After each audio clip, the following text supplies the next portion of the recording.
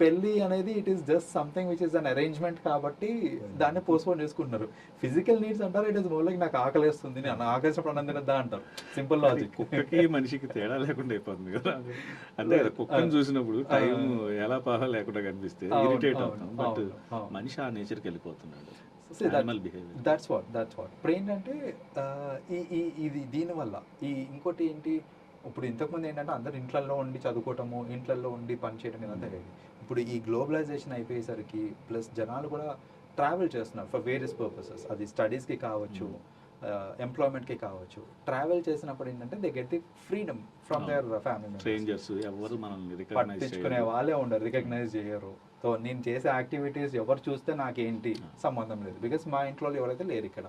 So ఇలాంటివన్నీ జరగడం వల్ల ఏంటంటే now we get to see that జనరల్గా ఈ యంగర్ జనరేషన్ ఏంటంటే some or the other way they are hooking up in some or the other relationship. అంటే ఫార్మాట్ ఏదైనా కానివ్వండి, వాళ్ళు ఏంటంటే ఈ సెక్షువల్ యాక్టివిటీ అనేది ఈవెన్ బిఫోర్ మ్యారేజ్ అయిపోతుంది.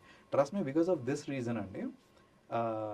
లైక్ చాలామంది పెళ్లి చేసుకోవాలంటే భయపడుతున్నారు, అది be it a man or a woman ఏదైనా కానివ్వండి.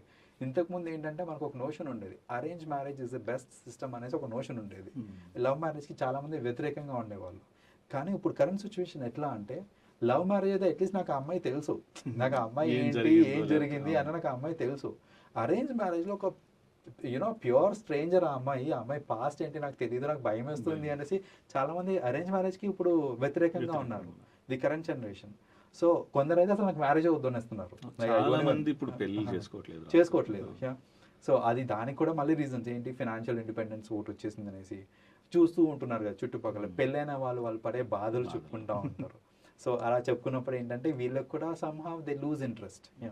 సో ఇలా వేరియస్ రీజన్స్ వల్ల ఏంటంటే పెళ్లి పోస్ట్పోన్ చేసేసుకుంటున్నారు, కానీ ఈ సెక్షువల్ యాక్టివిటీ అనేది జరుగుతుంది. కాబట్టి ఈ మధ్యన ఇలాంటి కేసెస్ అన్నీ రైజ్ అవుతున్నాయి.